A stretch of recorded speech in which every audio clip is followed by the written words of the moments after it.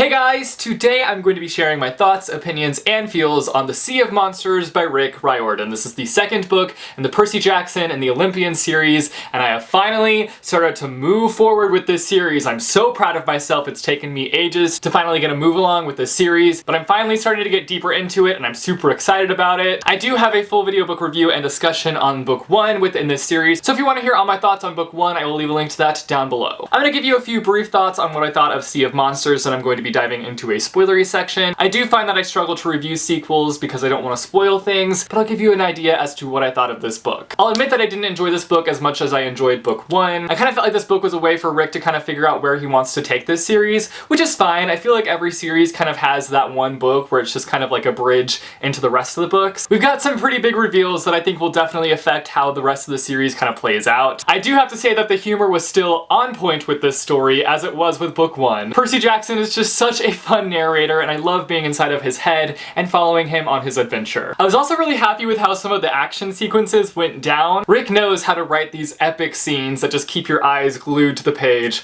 waiting to figure out what's gonna happen next. So in general, I really enjoyed this book. Obviously, I didn't like it as much as book 1, but I still see loads of potential with this series, and I'm excited to continue on with it. So those are all my non-spoilery thoughts on Sea of Monsters. Sorry I don't have very many non-spoilery thoughts to share with you guys, but I am now going to be diving into a spoilery section, so if you have not read Sea of Monsters, you need to go read it, then come back and join me for the discussion. If you have read Sea of Monsters, let's discuss.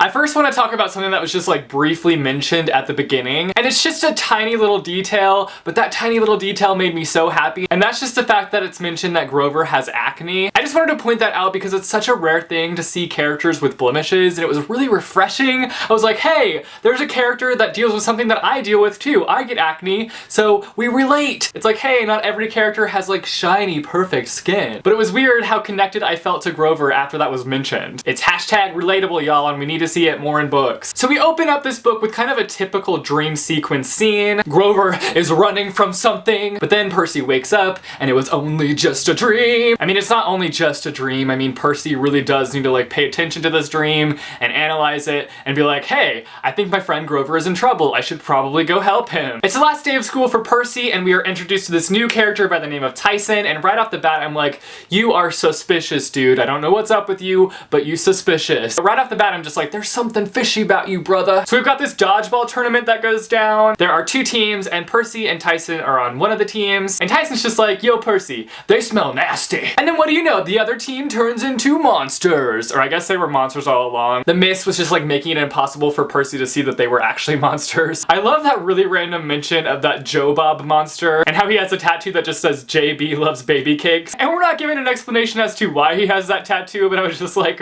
what? Why does he have that tattoo? So meanwhile, Coach Nunley is over here just like chilling, unaware of all this madness that's going on. There's like a legit battle just like happening right in front of him, but the mist is covering it up. I mean, even if he did see this all unraveling, what would he have been able to do? Absolutely nothing. Annabeth shows up and she's like, yo monsters, we got bad blood. I love how Annabeth was just like, yeah, I've been like creeping in your windows all day. I just wasn't sure when it was the right time to come out and say, hey, I'm here. So they kind of get that whole situation settled down. Percy, Annabeth, and Tyson head off and go into this little taxi thing. There's 3 drivers and they only have 1 eye. I mean, if I got in that taxi and realized what was going on, I would have like stepped out immediately. But they gotta get to camp and figure out what's going on. And the Grey sisters who are driving the taxi are like fighting over this 1 eye. If anyone's interested, we're gonna die. It's fine, everything is fine. So they get to the camp and the campers are under attack. Bronze bulls the size of elephants breathing fire.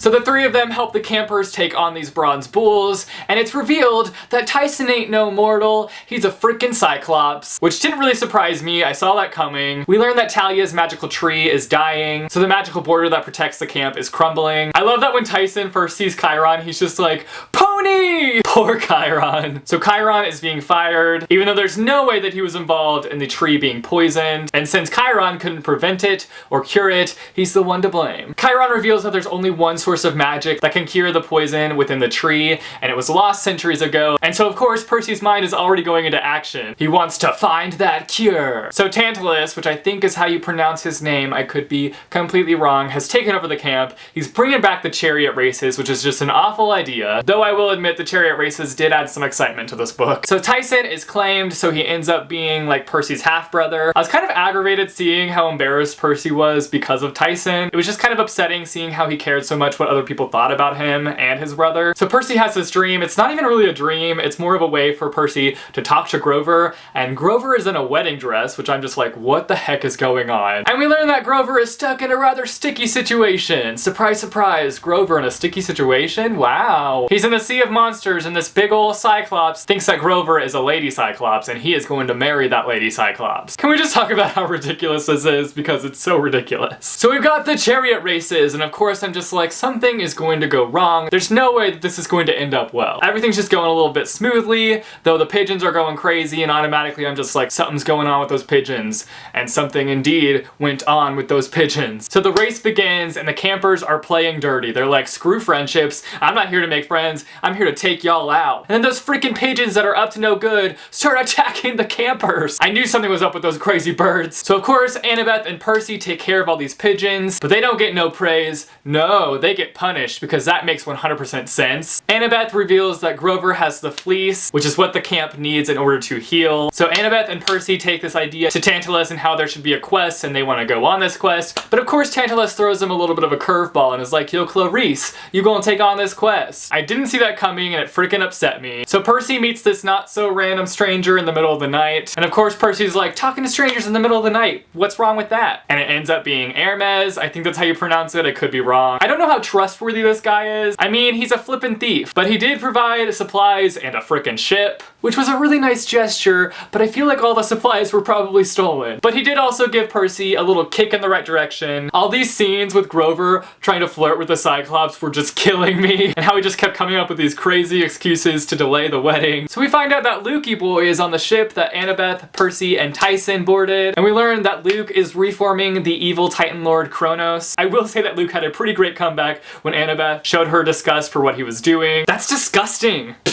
Your mother was born from Zeus's split skull, Annabeth. I wouldn't talk. So the squad escapes the ship, but of course they find themselves in another little sticky situation. All they wanted were some powdered donuts, but instead they got a Hydra attack. I love that moment when Tyson steps in front of Annabeth and protects her from the Hydras. I feel like that's something that Annabeth really needed to see Tyson be protective and to be a friend. She needed to see Tyson for who he really was. Then, what do you know? Something completely unexpected. I honestly wasn't expecting this, but Clarice shows up and she freaking saves the day. Of course, then she turns right around and puts them in another bad situation. I love how the chapter 11 title is literally Clarice blows up everything. So Annabeth reveals to Percy the little bit that she knows of the prophecy, how it warns of a half-blood child of the big three, and the next one who lives to be 16 will be a dangerous weapon and will decide the fate of Olympus. They'll either save or destroy the age of gods. Oh snap! So moving along, we have this scene where Percy is turned into a freaking guinea pig. Out of all the things that I thought would happen within this book, the last thing I thought would happen was Percy being turned into a guinea pig. Expect the unexpected with Rick Riordan, folks. But Annabeth, being the freaking queen, comes in and saves Percy, turns him back to normal, along with all the other guys that were turned into guinea pigs. That whole Sirens and Annabeth scene was a little bit confusing, I'll admit. But essentially, the Sirens showed Annabeth her fatal flaw. My fatal flaw is hubris. That brown stuff they spread on veggie sandwiches? No, seaweed brain, that's hummus. Hubris is much worse. What could be worse than hummus? Percy Jackson, you did not just insult hummus. I freaking love hummus. So we get to the location where Grover is, finally, and we're introduced to these new terrifying creatures called the Piranha Sheep. I will never look at sheep the same again. So freaking Clarice comes in and stirs the pot and reveals to the Cyclo Giant that Grover ain't no Cyclo bride. But now the giant Cyclops wants to marry Clarice, and Grover's what's for dinner. What a twist! But of course they get out of it and they get that handy dandy fleece that they need to save the camp. I love that moment at the end when Percy lets Clarice take the fleece gifts and the money and go get on a plane and head back to the camp and finish off the quest on her own. It was just a really sweet moment, but I was also living for Annabeth's reaction to this whole scene. Percy, that was so generous? Insane! So just when we think everything is fine and dandy, Cousin Luke pops up, and he causes more conflict as he does. And him and Percy fight it out. So much cousinly love within the series, jeez. It's like they just can't get enough of each other. So then we're nearing the end of the book and we get all these crazy reveals. Chiron's acting really weird, and that's when it's revealed that Chiron's father is Kronos. That completely caught me off guard. Tyson takes on this internship that's happening under the sea.